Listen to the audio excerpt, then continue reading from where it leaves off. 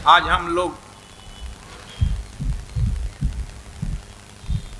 कुकुआ की धराधाम पर बैठे हैं। पूरे मुल्क में यत्र तत्र सर्वत्र घूम कर अपना संदेश सुना दिए, प्रवचन दे दिए, लेकिन इस धरती पर हम संभवतः जीवन में प्रथम बार कुछ कहने जा रहे हैं।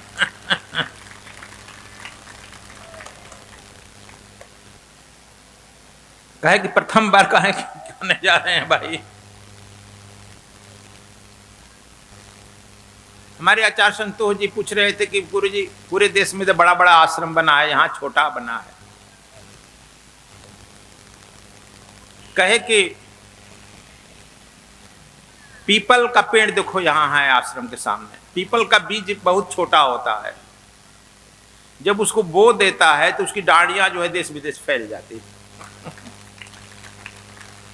इसी से यहाँ के लोगों ने बीज बो दिया, डालियां तो पूरे देश में फैल गया तो छोटा ही ना होगा यार। चलो बचने बचाने के लिए कह दिए, इसलिए छोटा।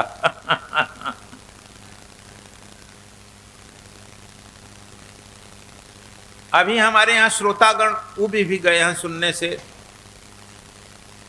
क्योंकि आज का प्रोग्राम प्राण प्रतिष्ठा, आज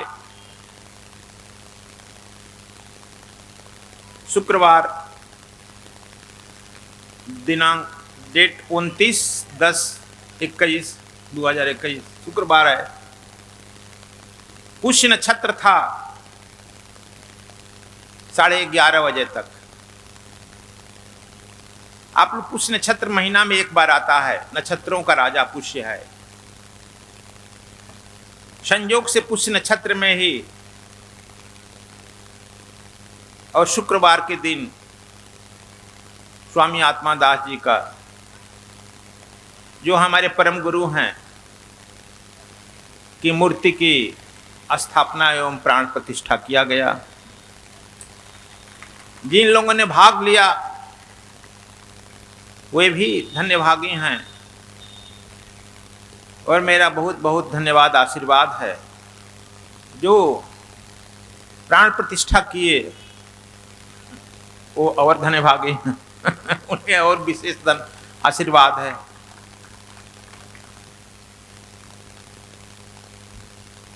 तो कहन सुनन को है नहीं, समझन की है बात।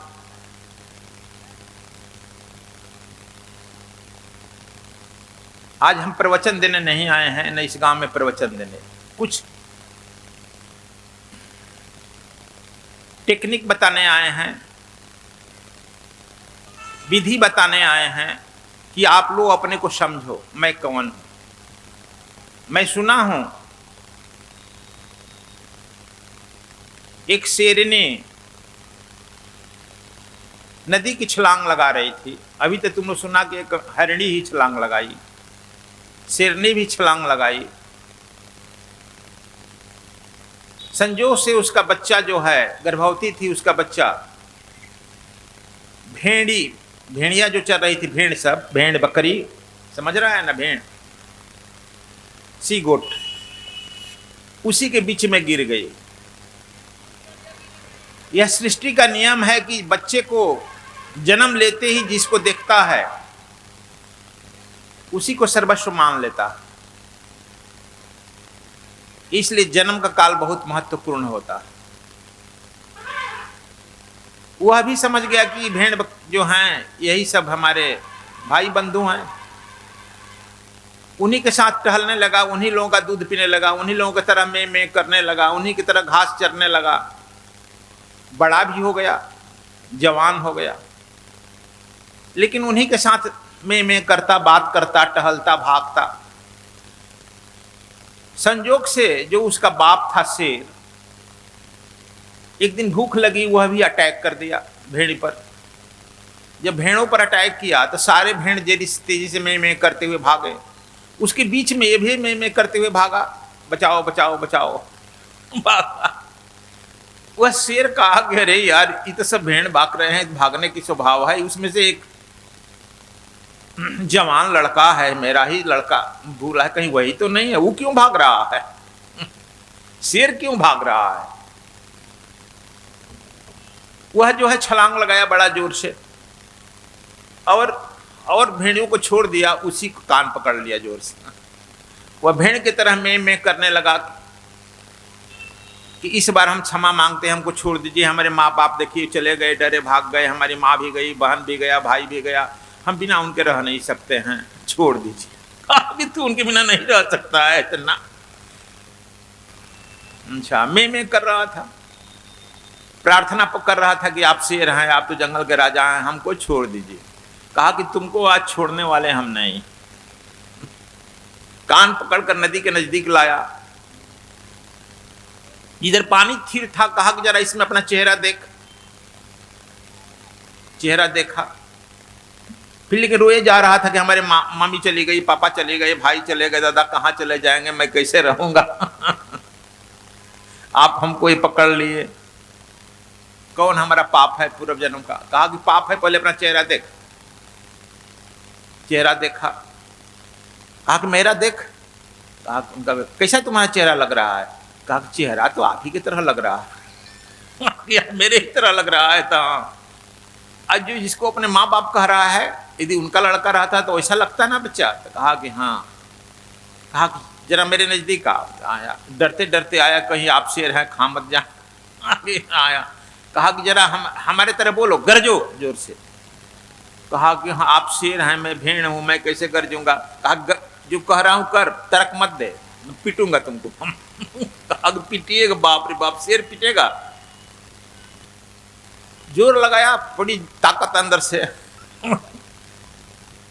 ताकत लगाया तो उसी की तरह स्वर निकला और उसके भी गरजने से भेड़ बकरियां और भागने लगी तेजी से। कहा भाग रही है तुम्हारे गरज से? तो हाँ। कुछ समझा? कहा क्या समझे, मैं भेड़ हूं, भेड़ो अस्मि, मैं भेड़ ही हूं। इतना दिन रट लिया है, फिर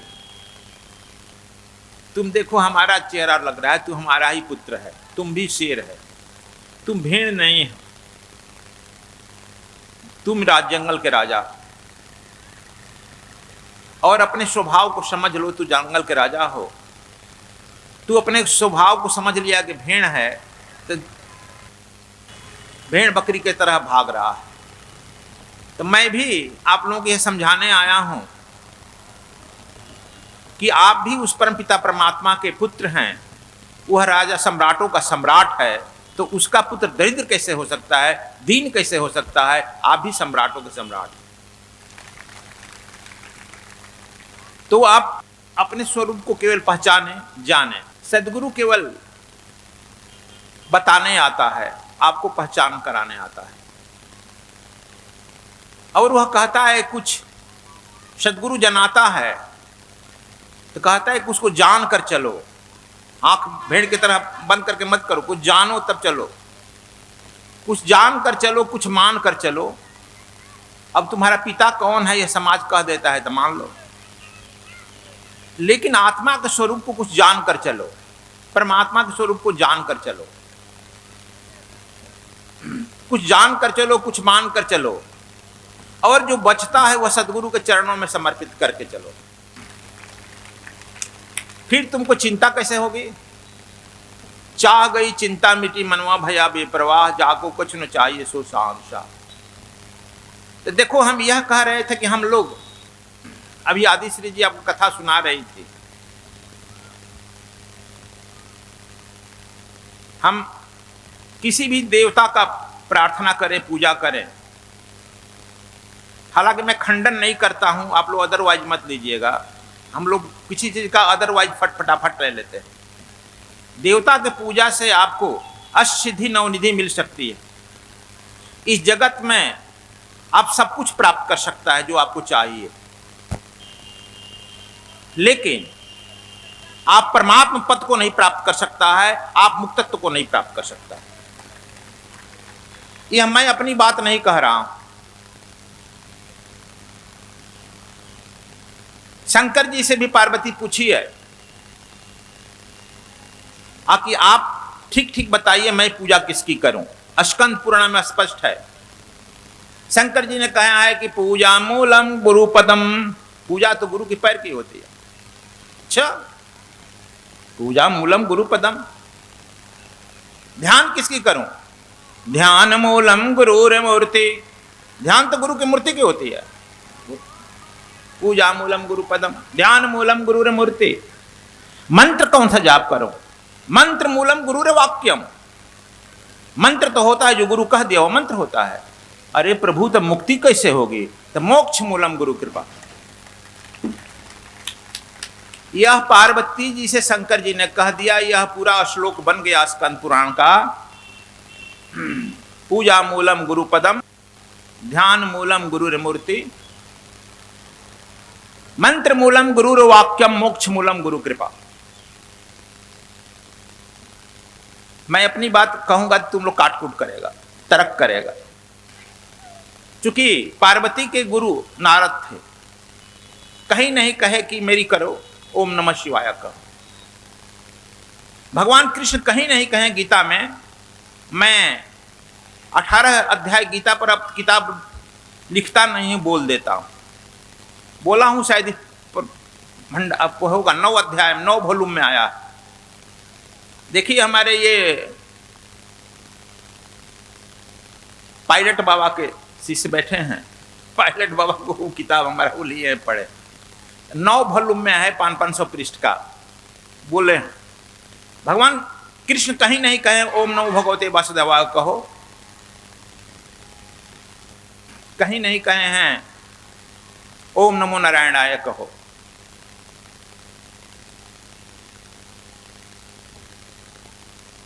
पूरी गीता वह हम बोल, कोई कहा नहीं है, फिर हम लोग कहां से ले लेते हैं? कथावाचक से ले लेते हैं। कथावाचक पर कुछ हम बोल देते हैं तो हमारी कथावाचक जो है सब अपना नोटबुक जाके जला आती है।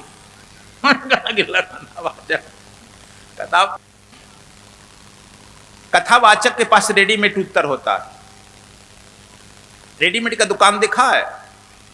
जो रेडीमेड की दुकान पर जाएगा, इतना साइज का कुर्ता चाहिए, फट से निकाल देगा, इतना चाहिए निकाल के दे देगा। इसलिए कथावाचक के पास रेडीमेड का दुकान होता है, सब उत्तर उसके यहां रेडीमेड होता है, अपना कुछ नहीं होता है। कथावाचक को 10 साल 15 साल पहले तक दीक्षा देने का अधिकार नहीं दिया गया, लेकिन 10-15 साल के अंदर कथावाचक भी दीक्षा देने लगे। फिर पूछे कैसे कह रहे हैं? वेद व्यास जी से बड़ा कथावाचक कोई होगा? जो भी कथावाचक उस पीठ पर बैठता है तो कहता है कि व्यास पीठ पर मैं बैठा हूं, और उसके सामने जो व्यास की किताब रहती है उसकी आरती होती है, कथावाचक की नहीं होती है। चाहे श्रीमद् भागवत हो, चाहे गीता हो या रामायण हो, उसकी होती है आरती। और वेद व्यास अपने पुत्र सुखदेव को दीक्षा नहीं दे सके, ब्रह्म ज्ञान लेने के लिए उन्हें जो है दीक्षा देने के लिए भेज दिए जनक। ब्रह्म ज्ञानी ही ब्रह्म ज्ञान का दीक्षा दे सकता है। मैं आप लोगों को थोड़ा ध्यान आकृष्ट कर रहा हूं।